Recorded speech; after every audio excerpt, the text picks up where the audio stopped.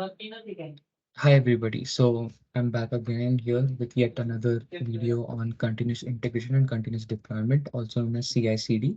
So today we'll set up the CI/CD pipeline for this repository on GitLab. So this repository is basically a private repository on GitLab with a folder which gets into the Spring Boot project. So we shall implement CI/CD for the Spring Boot project.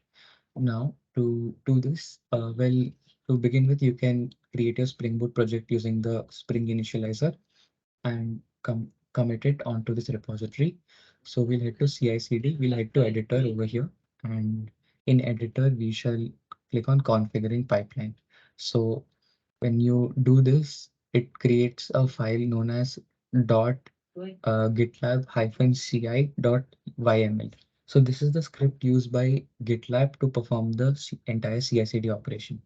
So what I'll do is I'll clear this extra code to begin with. And as you can see that when we configured the pipeline, this was the basic template that was provided to us. So it has three stages: build, test, and deploy. For build stage, it executes this script. For test stage, it executes this script, and for it executes two scripts for test stage: unit testing and lint testing. And for deploy, it will execute this script. So basically, there are three stages to run this. Now we'll just commit this change onto our repository. So the magic over here is when you commit this change, the pipeline build will automatically start. So it just kicks out with the pipeline. So if we head back to repository, you can see here that there's a pipeline running symbol over here. And if you click on it, it will show what we had defined in the YAML script. Build job, and then two types of testing, lint and unit, and the deploy stage. Now, initially, if I head back to the editor, initially we just uh, presented echo statements over here. So that's all this will do. It will create the echo statements with these three stages. Now let's play around with the code a little bit. So if I head back to the pipeline, you can see that it says that the build stage has passed, and now the test stage and deploy stage are running. Stages are running. So let that run. Until then, we'll move on to the next part. So here now what's happening is it's just printing echo statements, but we actually need to set up the entire CI/CD flow. To do that, what we'll do is we'll first call Maven's image, latest Maven image from the images repository. So this images is basically Docker images. So if I head to Docker images, so in Docker Hub, there are a lot of images. So one such image in Docker Hub is so then there's for Node, there's for Python, Ubuntu, and then similarly there is one image for Maven. We will require Maven because we are proceeding with the Spring Boot application. Now, what we'll do is we'll play around with the scripts over here, and we'll alter the script. So I have the code here uh, already, so I'll remove this and I'll paste it here. I will send this code as well in the comment section. So this time we're going forward with four stages: build, test, package, and deploy. So the number of stages and what type of stages again depends on your business requirement. So in the build stage, we are CDing into the CI/CD repo. So let me show you what this is. So if I head to my repository here, you can see okay, so here the repository name is demo. So what we need to do is instead of CI/CD to CD CI/CD, we'll do CI/CD demo. So we're getting into the uh, demo branch. So again, I'll repeat that here, and yeah, so these three. So now in the build stage, we're going to run an MVN compile. For test, MVN test. For package, MVN package.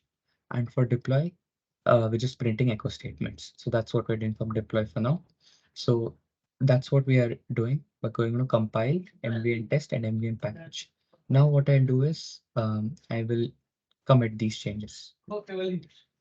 So this time what's happening is I'm going to commit changes, and if we head back to pipeline, we can see, so this was the previous pipeline that we were working on and all of it succeeded. So if you click on the individual pipeline, you can see it at the end, it says job succeeded. So here you can go to test, then you can go to lint test and it says job succeeded. Similarly for unit test as well, job succeeded. And in the deploy stage, if you head there to deploy job, it says job succeeded. So that's the good news. Now we are hoping for the second good news, that is running the CI/CD pipeline. But this time we're gonna, as I had mentioned, we will do maven compile, maven test, and maven package. So this is what we're following. And if we head back to the pipeline and we head to the build job, it says that it's preparing the Docker machine.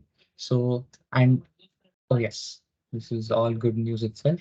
So if I go all the way on top, it says that it's preparing the Docker machine. It's pulling the Docker image, Maven latest, and then it's using that Docker image as a GitLab runner. And then it's executing the scripts that I had mentioned, cd into demo, echo this, and Maven compile. So GitLab runners are essentially, they're like, they are the reason that the jobs actually run. So if I head back to the editor, and in the editor, we can see build job, test job, and package job.